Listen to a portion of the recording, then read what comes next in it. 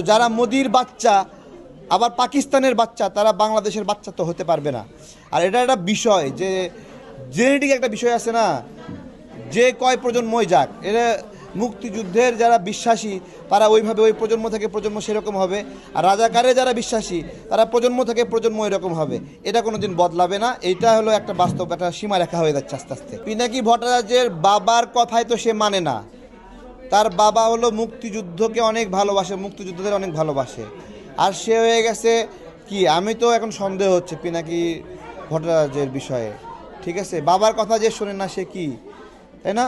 বাবার চিন্তা যার মনের মধ্যে আসতেছে না, তাহলে তো সে বাবার সন্তান না, তাই না? তো এইটাই আর কি, এটা একটা এজেন্ডা নিয়ে দাঁড় করাইছে আমাদের মুক্তিযুদ্ধটাকে স্যাবোটেজ করার জন্য এই এরা। ঠিক আছে, শেখ হাসিনা আমাকে ফোন দিছে, সেই ফটো কার্ড বানিয়েছে। আমি আসলে সোর্স খুঁজতেছিলাম, যারা এই ফটো কার্ড বানিয়েছে তারাও এটার কোনো বিস্তারিত লিখেনি। সেখানে লিখেছে নাকি কোনো অডিও, কোনো ভিডিও বা কিছু লিখেনি। তাদেরকে ফোন দিয়েছিলাম, তো তারাও জানে না বিষয়টা। তো বিষয়টা এরকম যে তাদের ফেসবুক পেজটা একটু গ্রো আপ করার জন্য এটা হয়তো বা দিতে পারে। ঠিক আছে, আমাকে নিয়ে আইফোনের বিজ্ঞাপন দেয়, আমাকে নিয়ে বিভিন্ন আপনার হলো গার্মেন্টস বিজনেসের বিজ্ঞাপন দেয়, তারাও তাদের চ্যানেলের বিজ্ঞাপনের জন্য এটা করতে পারে। তো আমি গোলাম রব্বানীকে গতকালকে রিচ করার চেষ্টা করছিলাম।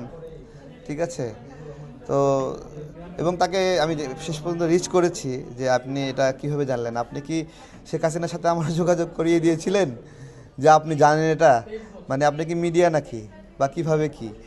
তো এইটা একটা বিষয়। ঠিক আছে, শেখ হাসিনা তাদের জায়গা থেকে অনেক বড়, আমাদের জায়গা থেকে তাকে আমরা সম্মান সেভাবে করি না।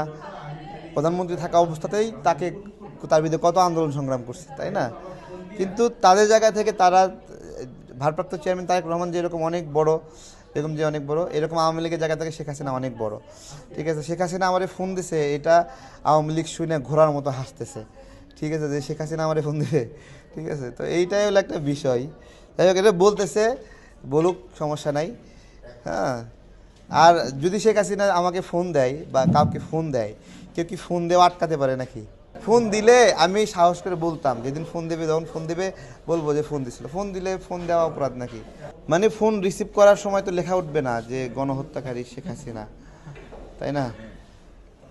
নাকি এখান থেকে একটা ফোন নিয়ে আপনার ফোনে ফোন দিলাম, আপনি বুঝতে পারবেন যে এটা আমি ফোন দিছি। এগুলো বিষয় না।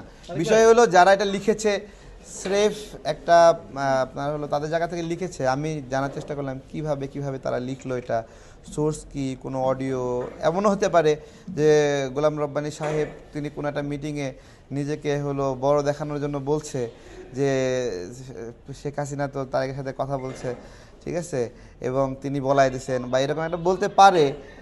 কিন্তু আমি তাকেও জিজ্ঞাসা করছি গতকালকে, আমি রিচ করছি অনেক কষ্টে। ঠিক আছে, রিচ করছি এবং আপনার হলো এই বিষয়ে আর কি আপনারা জিজ্ঞাসা করছেন, এটা আমার স্কিপ করে যাওয়া উচিত ছিল, যে এইভাবে বলা উচিত ছিল যে যেটা লিখছে তাকে এই বিষয়ে প্রমাণ দিতে বলেন, এই ধরনের বলা উচিত ছিল। ঠিক আছে, কিন্তু আমি সেভাবে না বলে বলছি যে যদি সে ফোন দেয়, ঢুকায়, তাহলে তো আমার ফোন বাজলে আমি তো রিসিভ করার আগ পর্যন্ত। তবে আপনার হলো গণ-অভ্যুত্থানের আগে 2022 সালের দিকে আমাকে শেখ হাসিনার কণ্ঠের মতো কণ্ঠ একজন ফোন দিয়েছিল, 2022 সালের কথা বলছি।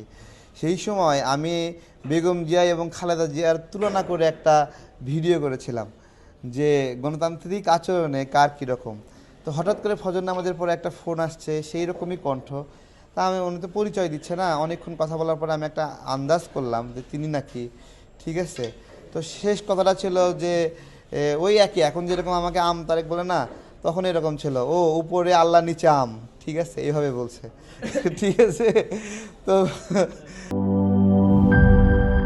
রিংকো হাতে তোমার বিয়ের, হলুদের অথবা রিসেপশনের নাচের ভিডিও #রিংকো দিয়ে শেয়ার করে জিতে নিতে পারো সিঙ্গাপুর হানিমুন ট্রিপ।